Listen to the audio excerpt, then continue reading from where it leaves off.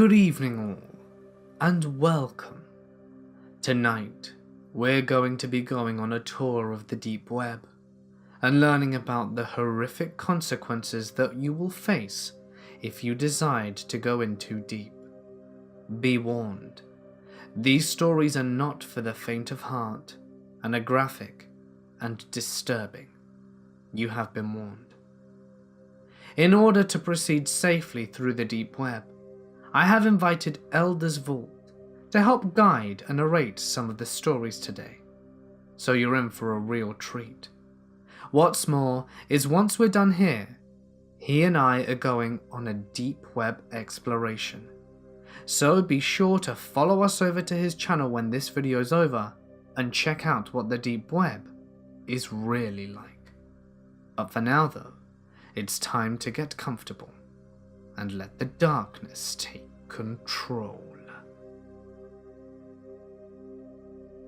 I am a 17-year-old high school male. Although I'm not a total outcast, I'm not exactly the most popular guy in school either. Overall, I would say I do a pretty good job of being friendly and accepting to all the social cliques. The nerds, the emos, the athletes. Even one of the cheerleaders.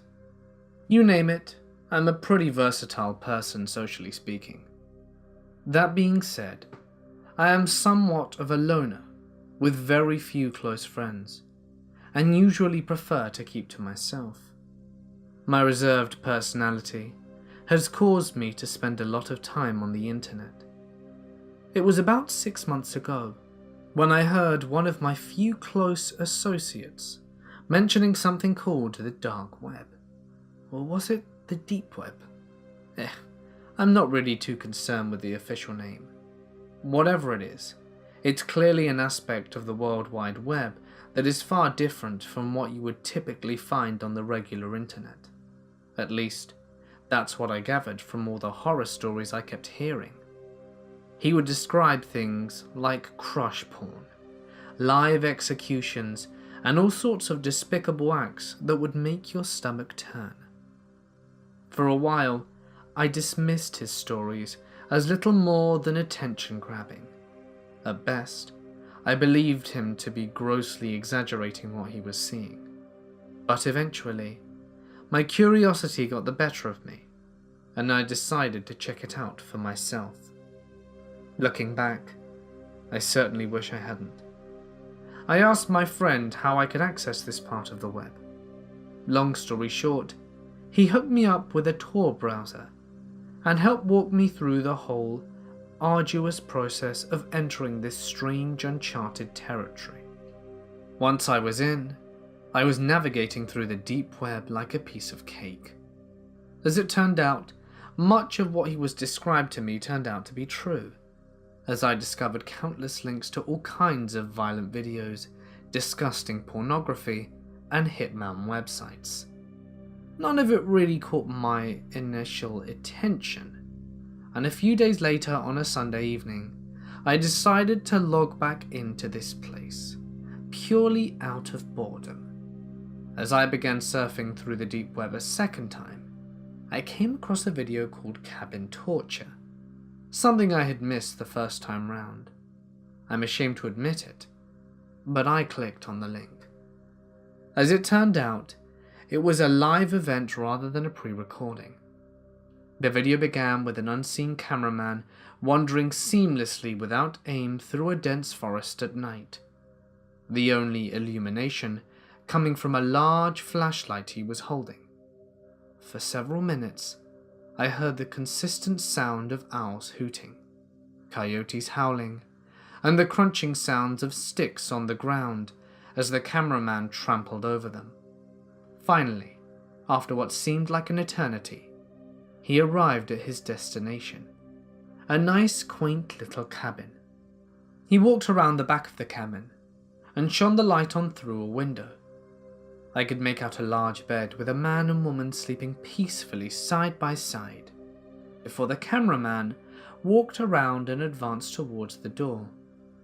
Seemingly with no effort, the man was able to pick the door lock and quietly enter the cabin.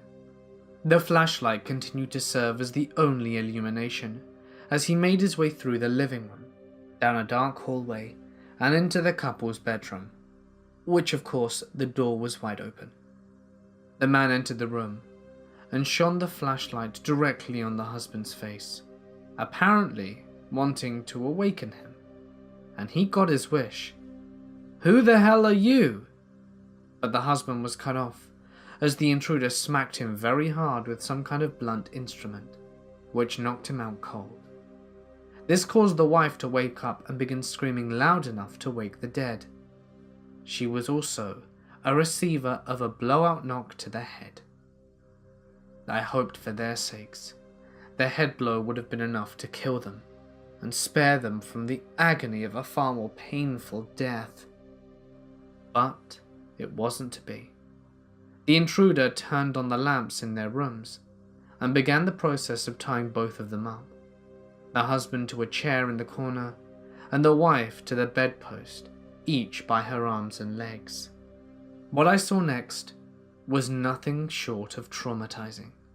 The husband and wife both regained consciousness at about the same time, meaning that whoever the intruder targeted first would be in a position where they would be forced to watch the brutal torturing of their most beloved. He targeted the wife first, pulling down her pajama bottoms.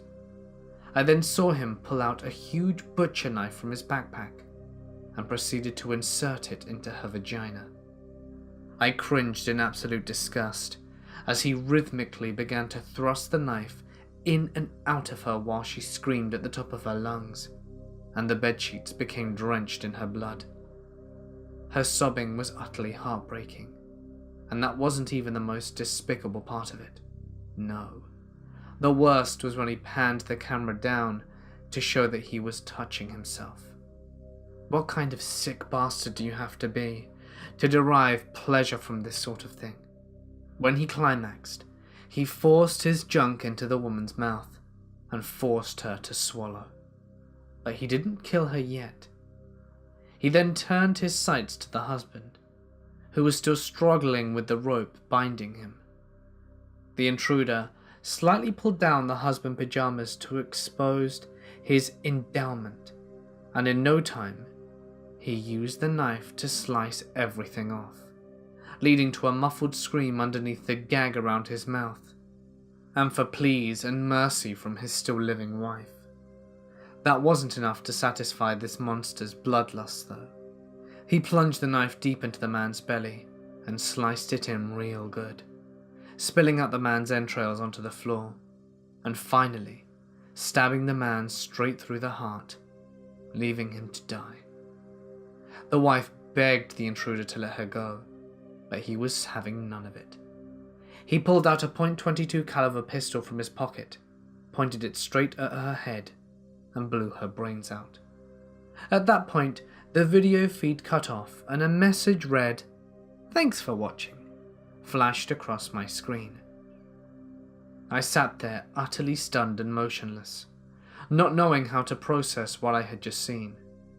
Just then, an internet chat box appeared from the corner of my screen. A messenger, presumably the site owner, asked, "So, what do you think?" I didn't even bother.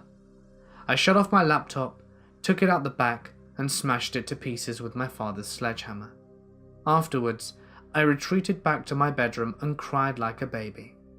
Never in my whole life did I think I would observe something so vile, so disgusting, and so unimaginably horrific.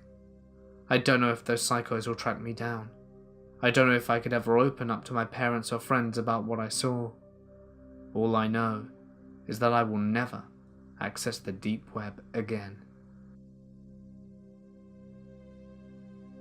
So, I was doing what I do best the other day, and by that, I mean sifting through that depraved cesspool of the internet known as the deep web, and just generally being a lazy sack of shit. I spend a lot of time doing that, just randomly clicking links to things I probably shouldn't, and then being horrified by what lies on the other side. I've seen a lot of shit on there. Gore boards, doc spins, torture sites. IRL rape, animal cruelty, you get the picture. You've all heard the stories. Everything wrong with the human species can be found somewhere on the deep web, or so they say. I find it all fascinating. To glimpse people when anonymity takes hold and see what monstrous things people are capable of behind closed doors. It's like peeling back the curtain on a Sesame Street play and finding the showrunners having a satanic orgy backstage. You see people for what they really are. Monsters. So I began my voyage, monster in hand and freshly stoned mind ready to be mortified. From my closet, the inflatable erotic doll I had been given as a gag Christmas present looked in a disapproving manner with a lifeless, open-mouthed stare. Don't judge me, Miley. I performed the usual diagnostics and booted up Tor. I found myself on the hidden wiki soon after, staring at the dozens of links available for the taking. I saw little of interest, so I quickly switched over to DuckDuckGo. I pondered upon what type to search in for a bit. You have to be careful how you go about browsing Tor, and randomly entering murder or torture into a search bar could get you into a world of trouble. You never know who's lurking. I finally ended up typing in one word: sick. That ought to get some interesting results. The results were initially less than stellar, but soon I did find myself on an apparent blog of some sort. Darkness of the Soul. Edginess level, maximum. I glanced through the blog and found dozens of entries ranging from paranormal, conspiracy theories, short stories, and real-life crime essays. It was actually pretty interesting, and the guy who wrote it indeed pretty gifted in the vernacular department. I spent some time glancing through them until one entry caught my eye. It was titled, "Dark Sites on the Dark Web. Are They Real?" I found my interest piqued, so I clicked it. The article listed several relatively prominent and notoriously vile sites, like Cannibal Cafe, Cruel Onion Wiki, Violent Fantasies, and Playpen, none of which were what I was really looking for. But then, one caught my eye that I didn't recognize.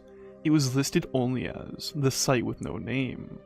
The author was even kind enough to provide a link, to which I clicked without a moment's hesitation. This hidden site has been seized as a part of a joint law enforcement operation by blah blah blah. I groaned while reclining in my swivel chair and downing the remainder of my monster. They've always have to take away the fun. Just as I was about to click back though, I noticed a small detail which drew my attention back. In the lower left-hand quadrant of the page, there was a slight discoloration that caught my eye.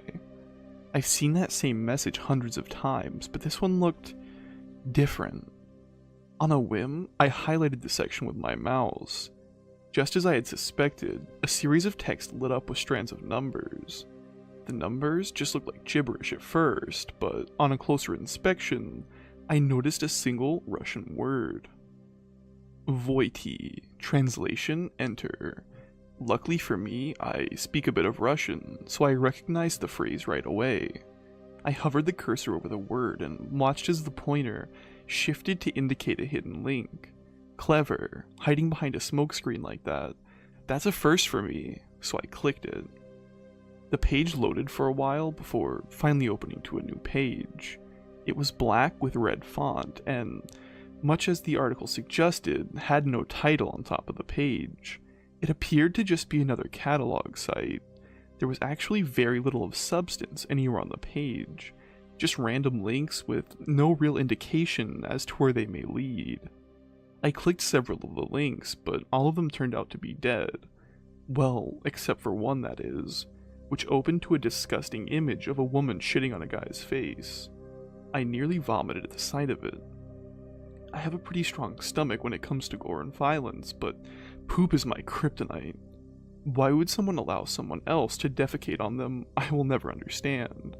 But then again, there's a lot of things I'll never understand, especially regarding the dark web. I knew it was a troll on their end, and I'll admit, they got me pretty good. I knew they were hiding something though. I mean, why go through the trouble of constructing an elaborate decoy if there wasn't anything illegal going on? Sure, creating the backdrop of the infamous government agency message wouldn't be too difficult, but if nothing illegal was going on, then why bother doing it at all? Mimicking my efforts from earlier, I highlighted the page once again. Sure enough, there was something at the bottom of the page which had been all but invisible beforehand. It was a series of numbers, spaced out horizontally. I thought at first it was another address, but there was no .onion at the end. The numbers were organized as follows: 4, 9, 11, 6, 2, 7, 12, 1, 3, 8, 10, 5. I thought maybe it was some sort of password at first glance, but to what? All of the links were dead except that one with a nasty image, and I was not about to click on that again. I pondered over the image for a moment before noticing another detail. I counted the links and noticed that there were 12 in total. That had to be related to the numbers. I thought maybe clicking each link in order correlating to the strand of numbers would unlock something, so I tried that. After clicking the last one though, nothing had changed. I sat back and again studied the chain of numbers. There had to be a pattern or method to how they were organized. I pulled my phone out and punched the numbers into Google, but found nothing but tips for calculating fractions. In no mood for math, I put my phone away again and stared at the screen. What if the numbers weren't related to the links? What if this was simply a clue to another site of some kind? I scoured all over the page, clicking every square inch to try and find something. I don't know why I'd become so infatuated with discovering the answer, but boredom can be a deadly motivator. Suddenly, I was struck with an epiphany while staring at the top link. It had 12 digits in it. In fact, most, if not all, .onion addresses have 12 digits in them. What if the numbers were clues to an entirely new address? I counted the links, and lo and behold, there was a grand total of 12, each with 12 digits. Maybe each number was in relation to the link in the sequence. Maybe they were dead links because they were never designed to lead anywhere. They were only designed to be clues. On a new hunch, I wrote down the 4th digit on the top link, the 9th on the 2nd, the 11th on the 3rd, and so on and so forth, until I had an entirely new web address. I typed what I had written into the search bar and hit enter. My eyes widened as another web page began to load. I gave myself a metaphoric pat on the back for unraveling the mystery, but had no idea what I was about to stumble into. The page finally loaded, and I was given a new name at the top of the page: Happy Fun Time. There were dozens of pictures and videos organized all over the page, none of which I would describe as the words happy or fun. It was a gore forum. My heart pulsated in my chest as I looked upon the first image. It was a picture of a guy who had his skull crushed beneath the tire of a truck. Blood and gray matter had been scattered everywhere as several onlookers stood about gawking at the scene. The second was an image of another man who had been decapitated and had his genitals placed in his mouth, probably a victim of the cartels if I had to guess. The third was a video, a very depraved video. It was grainy quality and terribly shaky, but after a few seconds, it showed what appeared to be a lone woman walking down the street at night. The person filming was obscured by a couple dozen yards away in some alley. Suddenly, other men emerged further down the street and bum-rushed the woman. They were on her in an instant. Before she even had time to scream, they grabbed her, and the cameraman sprang up to join the action. All the while he chuckled quietly in the most unsettling tone I have ever heard anyone utter. It was a giddy and juvenile giggle, the likes of which could only be produced by a severely deranged individual. The woman attempted to scream, but the two men held her mouth firmly, preventing her from doing so. They dragged her back into an alley as the giggling cameraman followed. I turned it off then, knowing exactly where it was headed. A reasonable person would have just exited the site by that point, but morbid curiosity is a powerful narcotic. The next entry on the list, though, ensured that any doubts I had of the authenticity of the site would no longer stand. It was a series of pictures, this time involving a little girl who couldn't have been more than 5 years old. She had sandy blonde hair and royal blue eyes. The pictures were innocuous at first, or at least they would have been if not for the site they were posted on. It started as just pictures that looked to be taken straight from someone's Facebook profile. A deep pit formed in my stomach as I sifted through them. The pictures began to grow ever more disturbing as they went. At first, it was the little girl with her family and dogs, but soon the pictures began to look as though someone was taking them without her knowledge. There was one where she was swinging at the park with several other children, another where she was playing with toys in a backyard, with the picture looking like it was taken from over the fence. I felt a cold chill creep down my spine as I anticipated where the pictures were headed. One picture stood out immediately. It was of a house at night, illuminated only by the flash of the camera. The next picture showed two people, a man and a woman lying in bed. Their throats were both slit, and their bed was soiled with a dark crimson. The next picture showed the little girl, clearly distressed with a black swollen eye.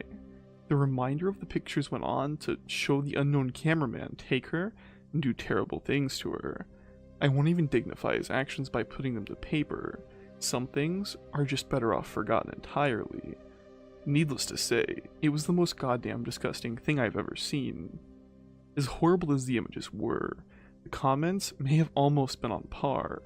They were a mix of English and Russian. There were dozens of them, with almost all lobbing heaps of praise onto the vile cameraman and expressing their own sexual gratification with his actions. God is dead, and the dark web is proof of that. How in the world did we get to the point in which human beings like this can exist? I felt sorrow rise from within me for the innocent young girl who had been so violently violated and torn from the world. Normally, I feel nothing for random people on the internet, but the tragedy that befell her reminded me of things done to me in my own past. Maybe that's why I'm so fucked up. More than sorrow though, I felt anger. That was when I made my first mistake. Congratulations, fellas. You were without a doubt the most disgusting sacks of shit in the entire world. Cops have been notified, so have fun jerking each other off in the time you have left. Might as well do the world a favor though and just kill yourselves. I couldn't stop my hands from typing out the message, and before I knew it, my comment was inscribed just below all the others. It sat upon the screen for a moment before others began to appear, all of them insulting me and making fun of my empathy for the girl. Me and the other users fired back and forth for a while, before a familiar user posted. It was the same profile which had first posted the images to begin with.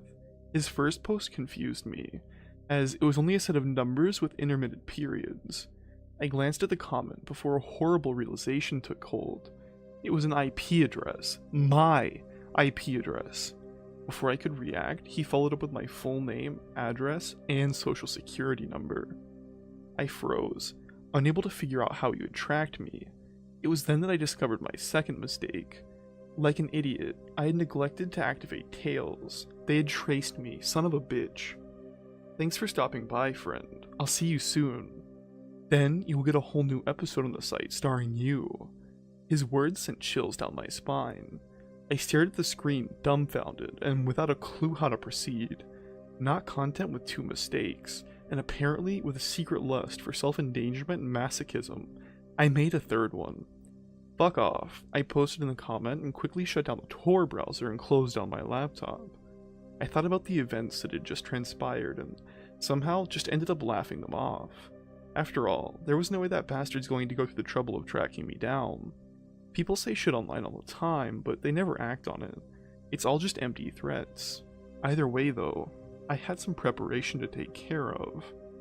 I called the police on the non-emergency hotline and informed them of the events. I gave them the web address I had gotten and they told me they would investigate it. After that, I called my insurance company to alert them about someone finding my social, and proceeded to drink myself stupid, hoping liquor would drown the memories. Days went by and nothing had changed. That is, until the end of the week. I had just returned from work when I saw an unfamiliar black Astro van sitting down the block from my house. I paid it little mind at the time, and to be honest, only realized the implications after the event. I had since forgotten my careless spree into the deep from days earlier and thought nothing of the van. I got inside again and booted up my computer for some mindless browsing. As I did, I heard a noise outside. It sounded like someone climbing the fence outside. I live alone and have no pets, so I knew whatever it was wasn't from my house. I thought about investigating it, but quickly the shattering of glass made it clear that it was not a good idea. I heard footsteps emanate from down below, giving the distinct sound of boots on hardwood floor. They grew nearer and nearer, and I found myself frozen with terror. It was like my body just refused to accept the situation, and would not respond, no matter what I did. That would have been a most astute time for me to have gotten my gun. Problem was, I didn't have one. The footsteps got louder and louder, all the way up the stairs with booming stomps of feet. I heard them trudge towards my bedroom door and lingered just outside. My heart was in my throat, and sweat had begun to drip from every square inch of my body. The door slowly creaked open, and in stepped a man with dark clothing and a simplistic, porcelain mask. He walked inside brandishing a suppressed pistol in his right hand. He grew closer and closer, and then walked right past me. I don't know why they never bothered to check the closet. It's always the first place I look. I guess maybe he was too distracted by the doll which sat on my desk. Put up with headphones on to complete the decoy and lull in the approaching predator. I guess that inflatable sex doll came in handy after all. He stepped towards the dummy, and I emerged from behind like a tiger from the jungle, silent and with ravenous hunger. I could feel the saliva begin to pool within my mouth as he reached the prop. He put a hand on the dummy, and I put my hand on his throat. He struggled, like they all do, but I quickly stripped the firearm from his grip. A simple incision underneath the arm with a blade does wonders in demanding obedience. All it takes is a slit into the ulnar nerve, and the arm becomes essentially useless. The unbearable pain it causes is also a bonus. He dropped the gun, and I slammed him to the ground face first. With one motion, I put my foot on his left elbow and grabbed his wrist with my hand while my other hand held the blade to his throat. I then leered close behind him and whispered to him, "What time does my episode air? I don't want to miss it." Before he could respond, I yanked his arm backwards while pushing my boot firmly on his elbow. His bone cracked and then popped from its hinge, as his arm bent backwards in the opposite direction it was meant to. The man cried out in an agonizing scream, but I quickly silenced him. He writhed upon the ground and moaned pitifully as the blood began to drip from his mangled arm. His eyes looked at me, and I could see that oh-so-sweet luster of panic-stricken prey glisten in his dark, brooding eyes. The hunter had become the hunted, and I could not stop the diabolic grin from slithering its way onto my face. It's time to feed. It's a weird feeling when you first kill someone. Most start as a crime of passion, anger which boils over and leads to an act of violence. You learn a lot about people in their last seconds of life. Their secrets, their faith, their fear. You learn a lot about yourself too, like how you, a normal dude, could so easily swipe the life of another. There's a raw, primal satisfaction in that feeling, knowing that you hold dominion over death. The feeling is addictive. Once is never enough though, and soon you will feel the urge to repeat your actions. The dopamine rush, the burst of euphoria, it's as sweet as honey to the mind. I was more careful from then on, picking targets with no relation to me, and no reason to suspect my intent. After a time though, I grew tired of targeting the unsuspecting populace. It didn't thrill me in the way it used to. You can only shoot fish in a barrel so many times before you want to dive into the ocean. What I needed was a new challenge, a new prey to rekindle the flame beneath me. I don't want the sheep anymore. What I need now is the wolf. Do you have any idea how satisfying it is to see the eyes of a predator turn into a helpless little lamb? To know the terror they once instilled in others is now force-fed down their throat. They never expect it, and there's no feeling so delicious. It's the ultimate poetic justice. Monstrous actions done to monstrous people. The flood of adrenaline through their system also gives the meat a wonderful flavor. My real name is irrelevant, for the annals of history will forget. but I have become known in certain circles by my adopted moniker, Sig Sepsis. You can find my advertisements all over the web in one form or another. My skills are taboo, but refined. My clientele willing, and their tastes insatiable. To hunt a monster, you must know how to find a monster. You must become a monster. So to all the friends upon the forum known as Happy Fun Time, and the rest of the world at large, I see you. If any of you gentlemen would like to retrieve the remains of your fallen comrade, then you know where to find me. And if you, dear reader, happen to partake in the odious fantasies of the repugnant underworld as well, then perhaps I will see you one day too. I grew up all my life glued to a computer. When I first started talking, I was already browsing through my uncle's computer, switching between games. By the time I was 10, I was talking over my family's MSN accounts and making them send each other awkward messages. I was 10 at the time, so the messages were stuff like, "I hate you," or "Give me back my Power Ranger." As you could imagine, I had no friends growing up. I was bullied and pushed around a lot. I'm autistic, so I guess that was the reason. I don't know. Nor will I ever. My old man kept telling me that I should stand up for myself, that I had to show them I wasn't afraid. Truth is, I couldn't fight back. I tried, but my punches were weak, and my kicks would tickle. I spent the best part of 6 years thinking the only way I could fight back was by physically fighting them. Little did I know that the world I grew up in, the virtual world, was about to become the second life for everyone. From here on, my mistakes started to pile up. I was 16. Everyone was using Facebook, Twitter, whatever was popular. People flocked to it. I had a main bully, as you could say, Brock. Brock was the definition of an arsehole. I guess it made him what I did to him easier to live with. Brock loved to brag. His girlfriend was hot. His figure was fit, and he was amazing at sports. His only downside was he was dumb as shit, and he hated anyone that excelled academically.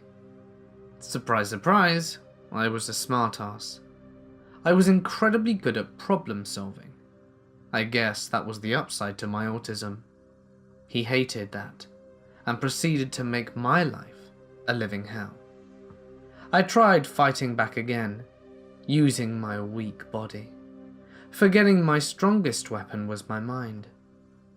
One day, I was browsing Facebook and found Brock as a suggested friend. He was in my world, and suddenly something clicked. I created a burn account, jazzed it up and made it look legit. I added Brock as a friend, and proceeded to find out as much as I could about him. I found his girlfriend, and added her too. I sent Brock an email from Facebook, claiming his account had been compromised, and to download a PDF file with our security measures updated. Of course, he fell for my fake message. He wanted to keep his account, so he downloaded the document. Fool. I had access to his laptop, and proceeded to find everything there was to know about him. I knew so much at that point in time. I could tell you where he was, what he was doing, and who he was doing it with. I had his laptop camera send me images every so often to know what he was up to. When his girlfriend came over, I was ready. I booted up my online dating application and started sending messages to Brock. "Hey baby, can't wait to see you tomorrow. Last week was a blast." I won't go into so much detail, but due to the fact that I knew where he was up to, it was easy to convince his girlfriend that the online babe was real. I didn't stop there. I downloaded on his laptop as much gay porn as I could find, at a time where homosexuality wasn't as accepted as it was today. You could imagine how his parents reacted to his fun drive. He didn't come back to school since then. My guess is that he moved out of town. I don't know. I don't care to look anymore. To me, that was a small victory, and I relished in it. Now I wish I'd have stopped there. Oh God, I wish I'd have stopped there. But I was addicted. The feeling of justice being served by my hands was one I wanted and wanted more. So I targeted criminals, the type that used the dark web to hide and spread their filth.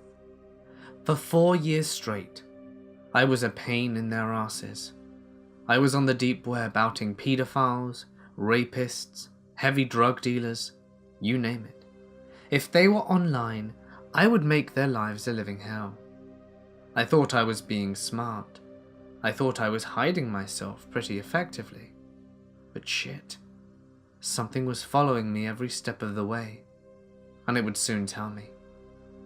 I woke up one morning as any normal day, made eggs and toast for breakfast, with a glass of orange juice, booted up my desktop, and browsed Reddit.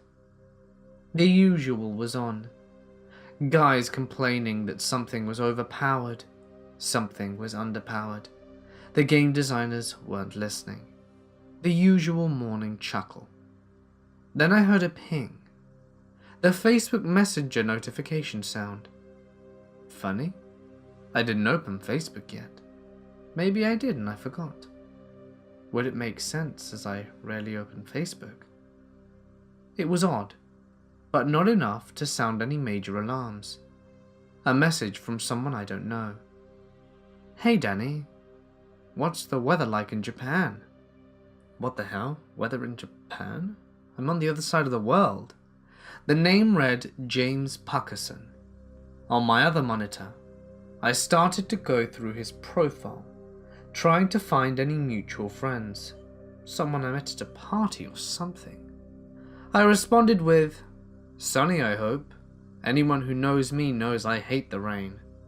I kept looking, but nothing of interest popped up. James replied, oh, a funny guy. Tell me, Danny, do you enjoy playing games? At this point, I thought he was referring to video games. Yeah, dude. What did you have in mind? League of Legends? RuneScape? I don't mind. Oh, Danny. I didn't mean one of those childish games. I mean a real game. You know, the type that involves putting one's life on the line. I let out a chuckle.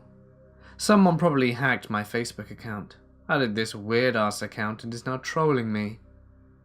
This isn't a joke, Danny. I take these games extremely seriously. Okay, what? How did he know I laughed? Did he guess? There's no way he can see me. My camera isn't even plugged in. And how could he have gotten into my apartment? My Facebook profile had a fake address on it, and I never used my real address for anything, not even Amazon or eBay. This had to be a joke. I wrote, sure dude, I'm bored as hell anyway. I was buying time to try and find out where this son of a bitch was. I scoured everywhere, trying to find any small clue to latch onto.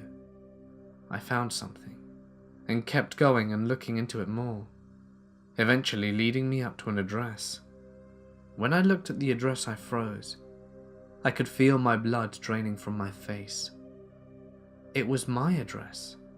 I was the only one living there, but somehow this arsehole was using my address as a cover. Ping! Another message. I see you've gone extremely pale, Danny. What's the matter? Don't you believe in ghosts? I couldn't move. This guy could see me. He knew every move I was making, and I didn't know what to do.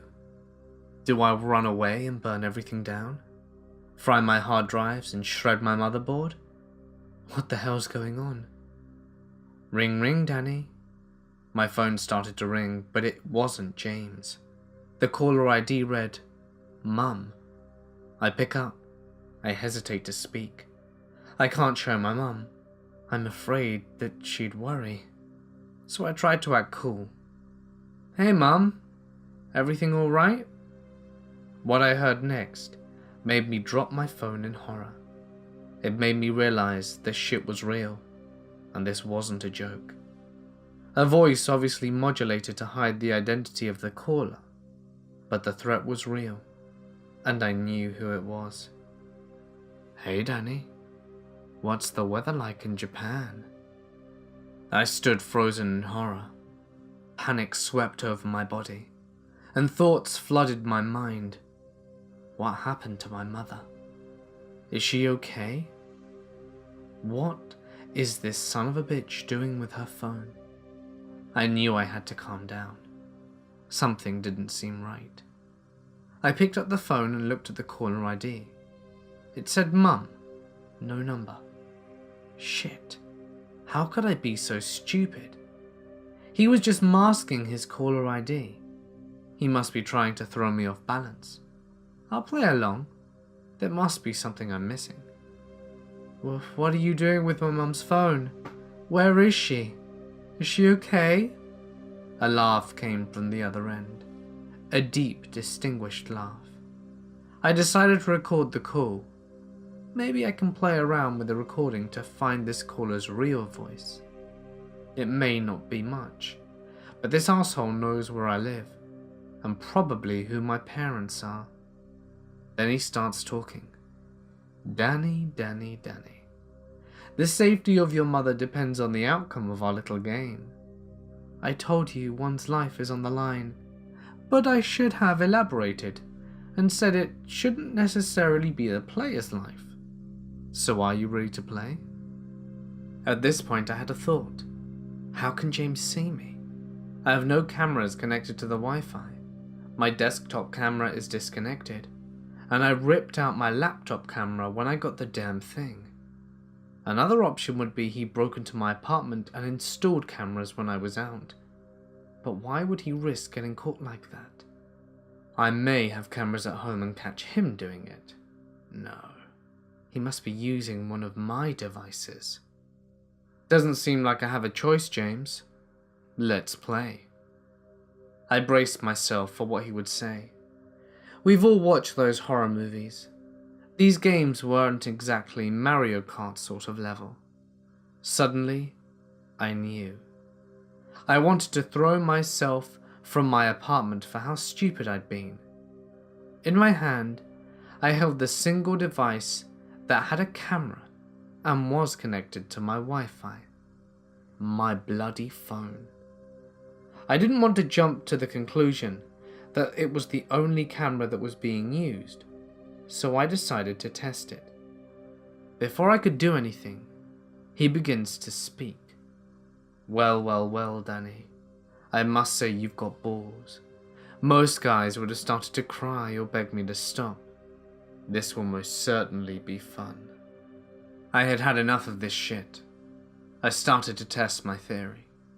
I started Googling shit like how to track a phone call and how to find cameras in a house. I wanted to see if he could see my screen, and sure enough, the confirmation came through.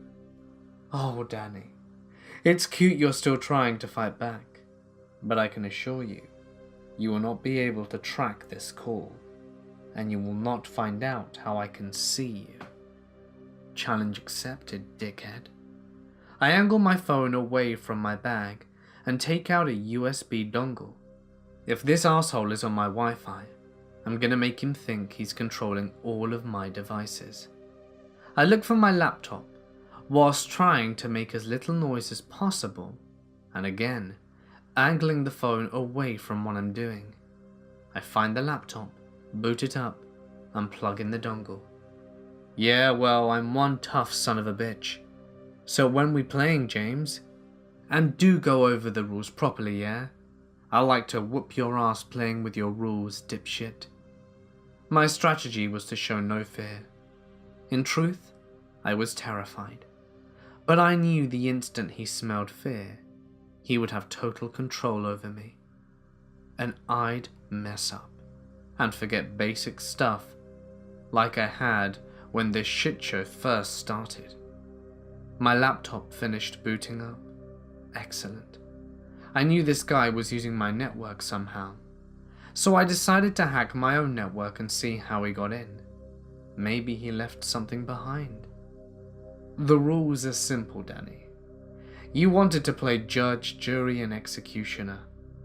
We are going to go through your history of white knight justice and see just how much of a hero you really are. Hero, huh? There was a time when I thought I was a hero.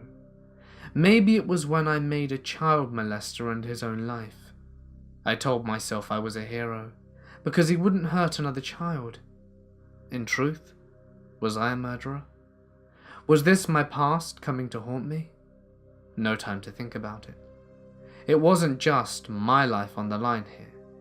Everyone I care about is in danger, and there's no time to be selfish. Ha, hero.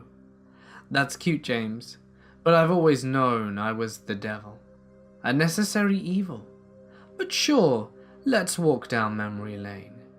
Maybe that will remind you who the hell you're dealing with. My attempts were bringing up nothing. I managed to break into my own network many times, but I couldn't find a trace of another device. Not a trace of information transfer. Wait, information transfer? Outgoing and incoming traffic? Shit, I'm stupid. He can see a stream of my screen, which means I have outgoing traffic somewhere, right? I start monitoring my outgoing traffic. Encrypted, of course, but there was still an address, a server, that this information was going through. I find the address of the server and decide to do something extremely stupid. I might sentence myself to prison, or worse, no access to a computer. But I decided to pay a small price for the safety of my family. Well, well, Danny. Watch your screen as the images pop up. Let's roll the tape, ladies and gentlemen. What a psycho. I don't pay that much attention to the tone of his voice, as I set up my botnet for a distributed denial of service attack. My hope is that if I bring down the server for a bit, I'll be able to see where the requests are coming from and track it from there. It's a long shot, but it might work. As I'm doing this, I also stop recording the call and send the recording over to my laptop. All the while I'm angling the phone away from the laptop, and since he hasn't spoken off, my theory that the only camera being my phone turns out to be correct. I finally feel like I'm making the right moves in this twisted game of chess. I'm hoping that I'll be the one to say checkmate at the end though. Victim number 1, Brock, 16 years old. You destroyed his relationship and got him kicked out of his home. He spent 3 years on the streets before overdosing on heroin. That wasn't a nice thing to do, Danny. A picture of 16-year-old Brock pops up. He died? Shit. He was an asshole, but didn't deserve to die. I went too far. I went too far. But I couldn't admit it. Not to this psycho. I had to show him that I had no heart. Well, life sucks. Survival of the fittest and all. Maybe he should have been careful with who he messed with. Another disgusting laugh. James was enjoying himself. Maybe I should be. No time for that right now. I put the phone on loudspeaker and placed it on my desk, wary that the front camera may be used as I kept well out of sight as I put my earphones into my left ear. Time to tweak around with this recording and unmodulate this voice. Danny, this isn't gonna end up well if you show no remorse. Now the fun begins. Remember his girlfriend? It's confession time, Danny. As if it were alive, my PC opened up Skype and auto-signed in. Shit, I was so stupid. Was I really that lazy? A number is entered into it, and it starts dialing. What do you want me to do, James? Tell her the online babe was me, and that Brock wasn't a cheating dickhead? What's that gonna change? My botnet was ready, and I started to attack the server's address instantly. I then watched my incoming and outgoing traffic closely. All I needed was a hiccup, something that would lead me to James. In that moment, it was like the entire world grinded to a halt. In that moment, it wouldn't matter to me if the moon was crashing down onto the earth to end all life as we knew it. All that mattered was this stream of information. I could hear the second hand on my watch ticking away. There, a clue. Phew, I was starting to lose hope. I start work on it. Did James notice? I'd imagine his connection to my network might have dropped since I saw a request ping but nothing going back. Was he too busy trying to guilt trip me that he got too cocky and didn't notice? My Skype was still ringing. Was she going to pick up? Hello? The girl's voice. She sounded kinda cute actually. Is James hooking us up? Wrong time for jokes there. James speaks to me. Go on, Danny.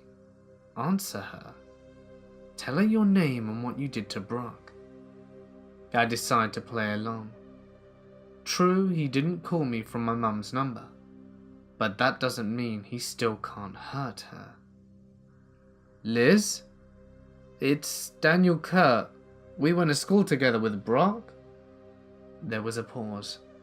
I can't imagine how awkward this must be for her. I didn't have time to care though.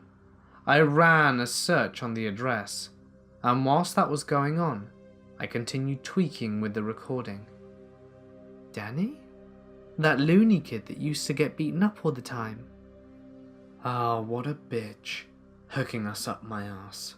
I had to fight back the urge to shout and educate her ignorant ass on what autism was. Whatever though, not my concern. At least breaking the news to her won't be as painful as I thought. Yeah, that's me, the loony kid. I laughed, and I could swear I heard James laughing too. Asshole. So listen, I don't suppose you remember Brock Leonard. You kinda slept with him at the time. Maybe that weren't the best choice of words. Yeah, I remember him. I heard he died from a drug overdose. Makes me feel horrible breaking up with him. Another pause. Why? Shit. How do I do this? This is a confession. If she takes this to the police, I'm screwed. Any chance I have of getting away with this would be over. I was 16 though. Does it matter? I read somewhere that crimes committed before 18 aren't dealt with anymore. Was I a kid? Damn it. To hell with this. I needed to stop this madness before he makes this call a victim of an attack I committed after 18. Yeah, well, it's my fault he did this. He made my life shit when I was at school, so I decided to fight back. He never cheated on you. I made it look like he was. There was a really long pause, and it gave me time to work on the recording. Nothing remotely human yet, and I was still searching for an address. Why is it taking so long? Her voice was extremely soft. I was expecting something else. An angrier tone would have made more sense. Danny? Yeah? I know. She knows? What does she mean? Is she connected to James? Or was this going against James' plan? Shit. Is she? James? Wait, how do you know? Another pause. What the hell is going on? How the hell does she know? My search comes up with something. James is definitely in the country. But I had to narrow it down. Why is it taking so long? I heard her taking a deep breath. I knew Brock was always faithful. It's why I stuck around. I wanted to leave him because he was a horrid person, not to me, but to other people. I mean, look at you, Danny. You were bullied by everyone, but Brock kept taking it too far. And it wasn't just you. Other people would be pushed around by him every day, and I was sick of it. Another pause. Is she crying? I can definitely hear crying. I didn't want to cut it at all. I let her take her time.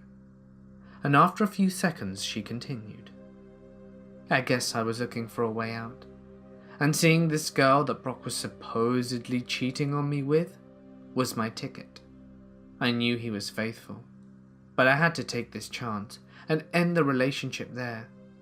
I just didn't. I didn't know his life would be ruined because of it. I mean, for crying out loud, we were just kids. Her voice had gotten louder now. I could tell she was beating herself up over this. I had to comfort her in some way. Liz, this wasn't your fault. He made the wrong choices in life and ultimately couldn't live with them. You were trapped in that relationship. You were under no obligation to continue with him. It wasn't your fault. I did this, and I'll gladly take the blame. I've got to still ask though, how did you know it was me? She laughs. I guess that was a stupid question. I knew the answer before she said it. I'm not stupid, Danny. I know Brock isn't the type of person to get in trouble with Anonymous or stuff like that. I snorted. I knew Brock pissed off someone who was good with computers, and the only person I could think of was you. I laughed. I didn't care if James was listening. I didn't care if he would blast through the door and shoot me in the head. I laughed at how stupid I really was, and how I thought I was being clever. But a thought quickly wormed itself into my mind. James was not going to be happy with this outcome. Liz, are you with someone right now? My thought said to get her somewhere safe, somewhere James can't get to her without causing too much attention. No, I'm out. And then the line cuts. Liz? Liz? I pick up my phone. What the hell have you done, you twisted dickhead? There was silence. Not a single noise. I looked at my phone, puzzled. We were still connected. Where the hell did he go? This ain't time for a toilet break. Then I heard a sound.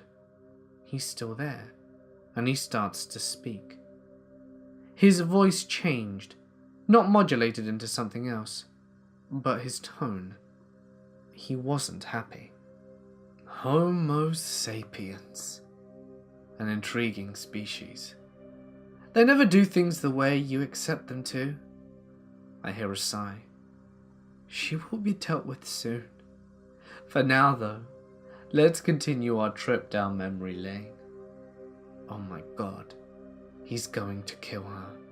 Shit, I need to hurry up and find something. Anything. I can't let anyone else die because of me. I can't. Another picture shows up. The child molester that I scared the shit out of and ended up taking his own life. What sort of justice was James looking for here? If any at all. I started to panic. Why is he making me do all this? Surely if he knows I did these attacks, he has evidence. Why not just turn it all over to the police? All the more reason to find this arsehole. Jordan Fisher, age 36. You masqueraded as a child he molested and caused him to take his own life. Now you might think this an act of heroism. But if so, why haven't you told anyone about your heroic act, Danny? He was mocking me. He continued talk of heroism and disgusted me. I needed to find Liz. I needed to alert the police and let them know she was in danger. And what do you suppose you're doing now, James? Are you a hero to these people? Are you acting out their revenge? Wake up, shithead. These people are criminals. All I did was rid the world of them. I looked over to my search window. It was narrowing down, finally getting somewhere. Back to tweaking the voice recording. I felt like I was getting closer to finding out what the James voice was really like. But it wasn't male. It was definitely female. Well, anything that will tell me anything about James will help. One thing is certain. People feel safe as long as they're under the illusion that they're secure. Once you break the illusion, once you burst the bubble, they start to panic. And one thing you can be certain of is that people who panic mess everything up. Human nature, I guess. James responds, "Justice? I'm not doing this for justice, Danny. I'm playing a game with you. It doesn't seem like you understand what the game is yet. I feel sorry for you. Let's continue. Fisher had a daughter. Did you know that? She was 15 when her dad took her own life. Tell me, Danny, don't you think she should know why her dad died? I mean, it's only fair, right? Time to confess. Oh, I almost forgot. Her name is Sarah. You'll need that for when you talk to her." As before, another number was dialed from my Skype and began to ring. She was 15? I was still 16 at the time. Shit! How can a child molester have kids? I deprived someone of her dad, but he was a monster. What have I done? Hello? Who's there? Help me. A girl, her voice arching with distress. I could hear an echo. Where was she? And why does her voice sound like she's in trouble? James starts to speak again. Danny, you better answer her. Who knows what might happen to her? Another one of his laughs echoes through the phone speaker. He disturbed me.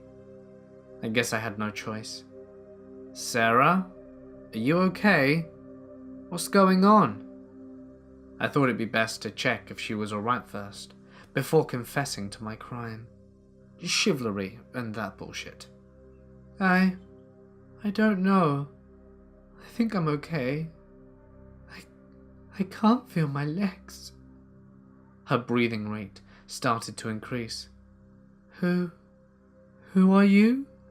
Where am I? Help me, please. What the hell's going on? Did James kidnap her? I needed her to calm down. The hell kind of twisted game was this? Just calm down, Sarah. Take deep breaths, and can you look around and tell me what you see? I turned to my phone. James was silent. I wasn't having it. It was time for some answers. Okay, James, what the hell is going on? What have you done to Liz and Sarah? James was quick to respond to this. 10 minutes, Danny. You have 10 minutes. Find them. I was just as quick to react. Screw trying to find James right now. There are innocent lives on the line here. I needed to find them. I needed to trace Sarah's phone, and I had an idea how. Sarah responds before I could do anything. Oh, it's so dark in here. I see a camera on a stand in front of me. I'm in a chair, but I can't get up. I can't feel my legs. It's so dark here. Oh my god, what's going on? Damn it. He's probably using a burner phone. No good to me right now. Tracing it will take ages. Hang on. Sarah's 19. She has to have a smartphone. Sarah, listen to me very carefully. I need you to fill your pockets. Do you have a smartphone? And if so, what is it? And is it on you? I hear a few groans. Whatever James did to her was painful. My guess is that her legs were broken. Yeah, I have my iPhone. It's not dead. Should I call the police? she asks hesitantly. But I could tell from her tone she was happy she still had her phone on her. If she calls the police, she dies instantly, James says. If you don't want her to die, you'll have to find her yourself. Damn. I didn't intend to rely on the police anyway, but they would have helped. I needed to find a way to explain to her just how dire the situation was, without making her panic enough to call the police. I didn't think James would be happy with me, telling her in the conditions of our little game. My brain worked quick. Sarah, no need to call the police. I'm Detective Haynes.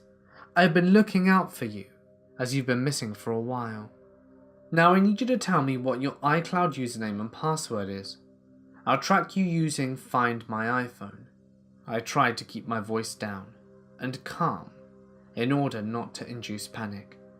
She gives me her details and I log onto the iCloud and start the search.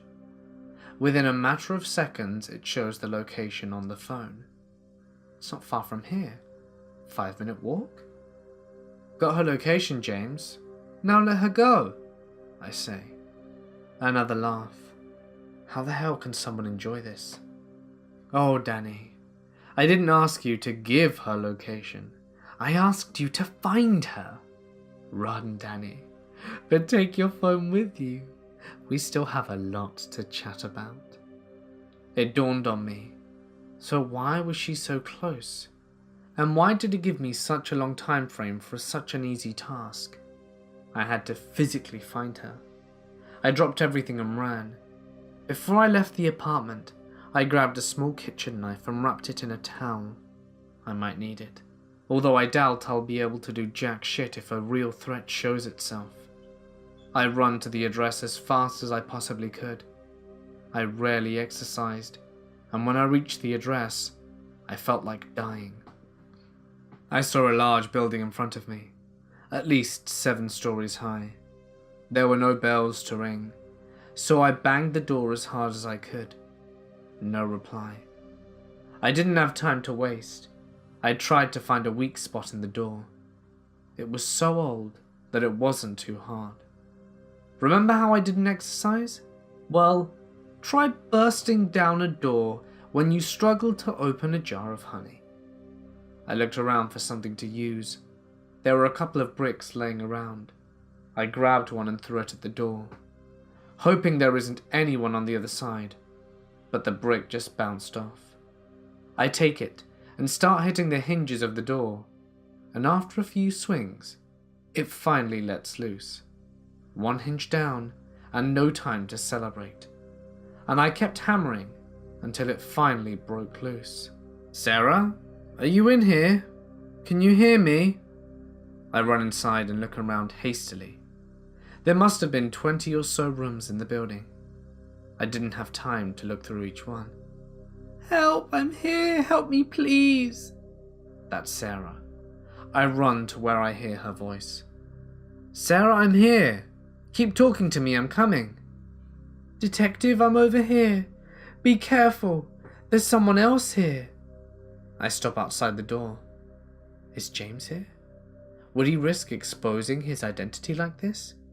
I'm running out of time. I take out the small knife and kick open the door. I step into the room, knife raised, steadying my breath. I look around the room. It's dark, and I wait for my eyes to adjust. I start to make out a chair with someone seating in it, a stand with what I assume was the camera from Sarah's description, and a figure standing opposite to me. A female figure. I couldn't quite see her face yet. My eyes were taking forever to adjust. I turned to face this figure while glancing at Sarah. Sarah, are you okay? I ask. I need to make sure she's fine before whatever is about to go down does. Yeah, I'm starting to feel my legs again, but I still can't move. There's another girl here, red hair, but she's passed out. She sounds relieved. I guess she thinks I'm a fit detective with dashing hair and stunning eyes. Oh, I do not envy her for the disappointment she's in. The red-haired girl was probably Liz. So this is the grand battle, then. At least it's almost over. Just as I'm about to address the figure who I could only assume was James, I hear a voice coming from behind her. A familiar voice. "Hey, Danny." I freeze. That voice. It can't be. No. It's impossible. But the more I thought about it, the more it made sense, but also terrified me. Who was the person I kept no secrets with? Who was the one person who knew everything I'd done? Who was the one person who had access to my address, PC, apartment phone, and everything I owned? Who was the one person I shared my heart with? My one true love? "Angela?" I whispered softly. The thought that my girlfriend, my heart and soul, had done this to me crushed me. I felt tears rolling down my face. Of course it all made sense. This supreme hacker never did any hacking at all. She had installed cameras in my apartment because she was always there. She knew I didn't have any of my own. She had her address spoofed as my own because she knew that's what it was. She added James to my Facebook account because she had the login details for my Facebook account. I shared everything with her, and the thought of her doing this never crossed my mind. Why? Why are you doing this? What are you doing? I don't understand. What did I ever do to you? I'm speaking through tears and can barely string together the sentence. My eyes adjust to see her. Angela, is she crying as well? Or am I hallucinating? No, those are definitely tears. Is she really James? Or did James threaten to do this too? Ta-da! She sings through tears. Are you proud of me yet, Danny? Did you enjoy our little game? To this point, I'm angry, confused, and tired. Why? The tears didn't stop. Instead, they increased in intensity. Why are you doing this? Why are you hurting innocent people? Why are you hurting me? I've only ever loved you and cared for you. Why? She laughs. Her face is fake, and I can tell that she still laughs. Why? She says in a mocking tone. Don't you know why, Danny? Don't you know why your lovely girlfriend is doing this, Danny? Did you not find it odd that I didn't introduce you to my parents? Ever? I did find it odd. She was always reluctant on telling me who her parents were, but I didn't mind. I loved her for her, not her parents. What has this got to do with anything? As I'm still searching for answers, it hits me. Her dad must have been a victim of one of my attacks, and I confessed it all to her. But still, if he was a victim to an attack from me, he must have been a criminal. Why is she doing this? Oh, it seems like you understand, she says, still in her mocking tone. My dad was David Jessington. You know, the drug dealer you put behind bars? I loved you, Danny. I still do. But when my dad was arrested, he made me swear to make whoever did this pay. I tried and looked for whoever did it, but after a year I gave up. Then I met you and fell in love. I thought we could live our lives together forever. Then you had to tell me that you wanted there to be no secrets between us. You had to tell me everything you've ever done, including getting my dad arrested. She then takes a breath and wipes away her tear, then continues. I spent weeks fighting with myself internally. I tried to forget that I was in love with the man responsible for me not being able to see my father. I tried, but I couldn't. Eventually, I went and visited my dad. I asked him if I still had to make the one who did this pay, even if it was someone I loved deeply. I pleaded with him to forgive me, but he looked at me and told me that if I had the power to avenge him and didn't, He'd disown me as a daughter and never forgive me. Her tears had returned, and she started to splutter as she spoke. Danny, I love you. I always will. But I swore to my dad, and if he ever finds out I let you go, he'll kill me. At least if I make it look like I made you pay, he'll let you go. And I don't care if I'm arrested. I don't care if you hate me forever. I love you, Danny, and that's why I'm doing this. My heart ached. I felt her pain. I felt her struggle. I wanted more than anything to just go and give her a hug and tell her it would all be okay. I dropped my knife and started walking towards her. I didn't care if she killed me. I didn't care if the whole world was against me. I loved her, and I wanted to fight for her. With every step I took towards her, my heart began to flutter. It was like I was falling in love with her all over again. But she kept crying and raised her knife towards me. Danny, please, stop, please, I don't want to do this. I can't let you get close to me again. Please, Danny, stop, she pleaded, but I didn't care. She realized I didn't care if I died, so she raised the knife to her own neck. I stopped and stared at her eyes, her beautiful, hurting eyes. Please, Danny, I don't want to hurt you anymore. I can't do this. Please stop. I ran to her as she was about to drive the knife into her neck. I hold the blade with my bare hand, and blood starts dripping from the fresh wound. But I don't care. I stare into her eyes and softly whisper, I love you, Angela. I always have, and I always will. I don't care who your dad is. I don't care if the whole world is on his side. I will fight for you, and I will die for you. Stop this madness. Let's face the world together. She continues to cry and drops the knife and leans in for a kiss. I hear sirens in the background. Someone must have seen me breaking into the building and alerted the police, but I didn't care.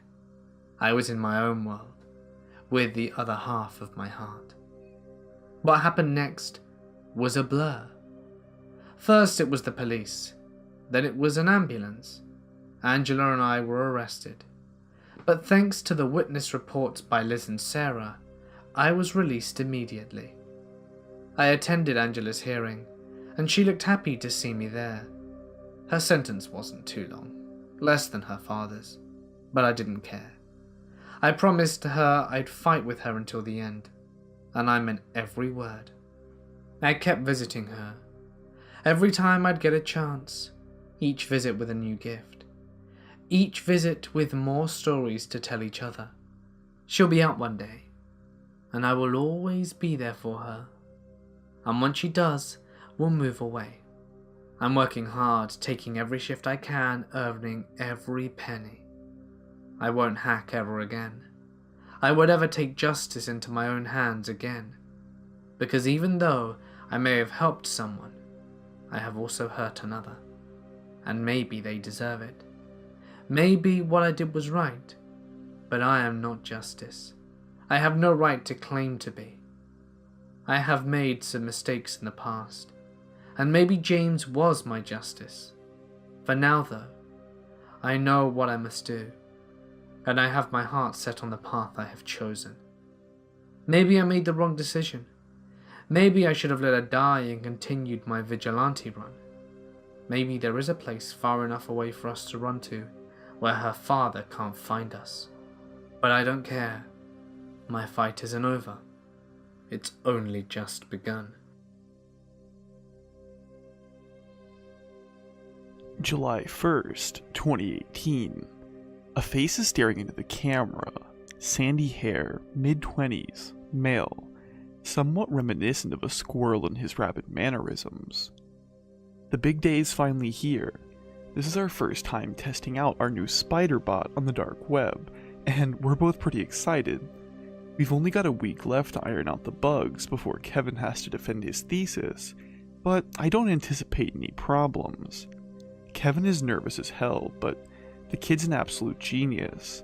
He's still configuring his Tor network and VPN, so I'm gonna catch everyone up who are just joining the stream now.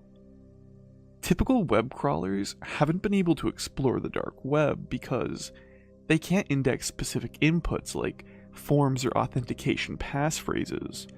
I'm mostly here for moral support and don't understand it completely, but to my knowledge, Kevin's Spiderbot has machine learning algorithms, which have been training the last few weeks to learn a new adaptive method of keyword selection.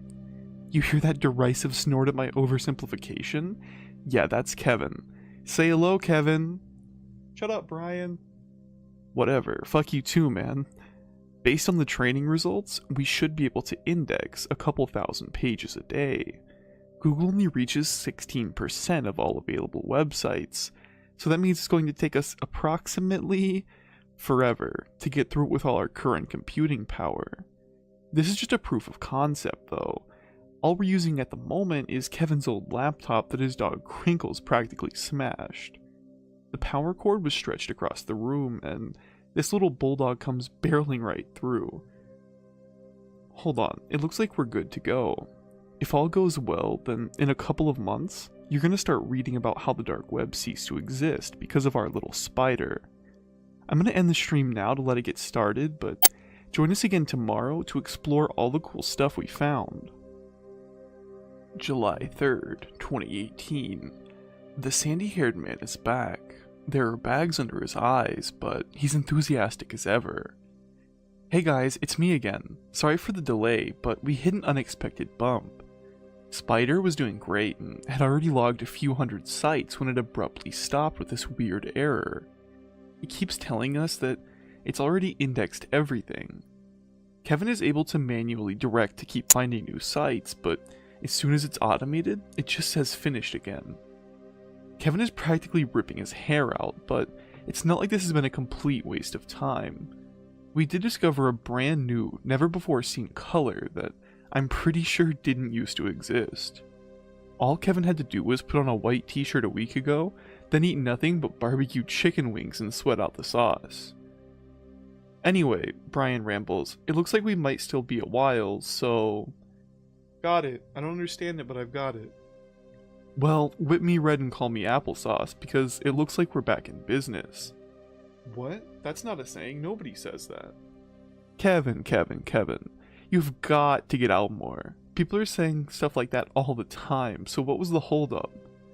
It's all linked. Look at this. A drug marketplace, an anime forum, a counterfeit producer, some dungeon porn. You have my attention. It's all referencing the same destination. Spider stops indexing because it thinks the whole dark web is this one site. I'm gonna try to get in. That relates to a joke I know. So a drug lord, a weeboo, and a con man and a porn star all walk into a bar. This isn't a real joke, just shut up, I'm trying to concentrate. And the barman says, what are you guys doing together? So the drug lord says, they've all got something to hide. Even the porn star? It's gotta be a blackmail thing. These guys must be tunneling into other websites to get a hold of our info for their ransom. But there's no way they can be everywhere. Every single spider finds... Shit, motherfucking bitch sticks. Oh, like that's a real saying. They're on my computer. I have no idea how they trace Spider back, but the mouse is moving on its own. It's typing an address into Tor. What are you doing? Popping out the battery. The power button isn't working. No, don't! Dude, give that back. Nah, man. This is what people are here to see. Let's find out where these hackers are trying to take us. I swear to God, Brian. An overweight torpedo wearing a blotchy shirt of unclassifiable color hurtles across the screen.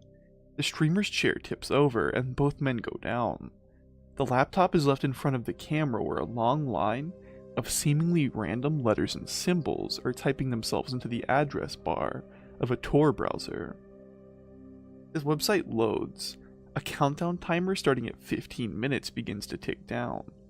Kevin and Brian stick their heads up over the desk in unison to stare at it. At least shut that damn camera off, Kevin says. Only if you let the countdown so we can see what happens, Brian replies, swatting away Kevin's hand which stretches for the laptop. God, you're such an asshole. Whatever, fine, just shut it off. The sandy man begins to wave, but the screen cuts off halfway through. When the stream turns the timer reads 15 seconds. The angle is weird, as if the camera is in his lap hidden beneath the desk. The looming Brian is pacing and muttering to himself in the corner of the screen. Kevin surreptitiously leans over the camera and gives a thumbs up, mouthing the letters OMG. The timer hits 0 and stays there. A dog starts barking somewhere in the distance. "Are you happy now?" Kevin grunts. "Give it back, okay?" There's a knock on the door. A single knock, loud and deliberate. The barking intensifies, snarling, growling, all hell breaking loose in its little world. "Not really," Kevin whispers. A second knock, then a third, each about 3 seconds apart. You get it. Both men say at nearly the same instant. They stare at each other until the next knock. "This is your fault," Kevin wheezes in a voice halfway between a whisper and a shout. Yeah, he replies. He approaches the door, the camera angle still at waist height, then in a louder voice, "Who is it?" "Are you still recording?" Kevin hisses. Unbelievable. The screen's filled by the door as Kevin gets closer. He's right up against it, so he's probably looking through the peek hole. Crash. A sound loud enough to max out the speaker volume. The door explodes inward in a wave of splinters. The screen shakes erratically, and there's nothing but splinters and lances of light and screaming. A gray-skinned hand streaks across the camera. If you freeze the frame, you'll notice that the skin looks more like coarse cloth, and that there's stitching running up and down the fingers. The stream cuts off. July 10th, the streamer is back.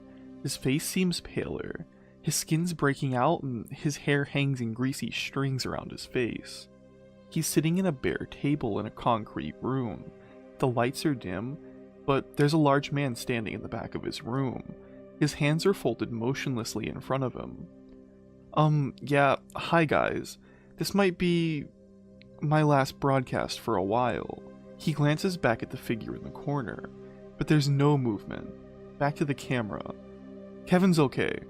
I mean, he's different, but he's okay." He glances back to the corner of the room, but the figure still hasn't budged. Brian's shadow shifts with his movement, and for a moment, the stitched cloth of the person in the corner is visible running all the way up his arm. I guess they had something like Spider. They were only tunneling into websites on the dark web anyway. I guess those kind of people could disappear without as many questions being asked. They wanted my followers to know, though. Brian swallows. He looks behind again. Then a sudden burst of movement. Grabbing the camera and dragging it up to his face. "Close your browser now. Shut off your computer." The figure in the back has started to move. Great, lumbering steps, charging forward. Brian's words are a breathy rush. "It only takes 15 minutes for them to find you once they've established a connection." The cloth hand sees Brian from behind and drag him off camera. "Don't do this, Kevin," he shouts. "How long has your browser been open already? Just shut the damn thing off." There's a heavy thud. A heavy-set face appears in front of the camera for a moment. The human eyes look strange embedded within the cloth. Stitches run down either side of the face along the jawline. The cloth might just be sewed to the skin, but it fits so closely to the anatomy of Kevin's face that it looks more like the cloth has replaced it. The stream cuts to black, replaced by the last few seconds of a depleting timer. Hey guys, it's Mort here, and thank you so much for listening. I'd like to give a huge thank you to Elder's Vault for helping me in this video. It was a pleasure, and I really like his work, and think that you should definitely check it out. Now that you've been thoroughly horrified from the deep web, why not come join me and Elder over on his channel, where we go look at some real deep web stuff, and see the horrors that we uncover. So, you'll be able to find the link on screen or in the description. I'll see you guys there.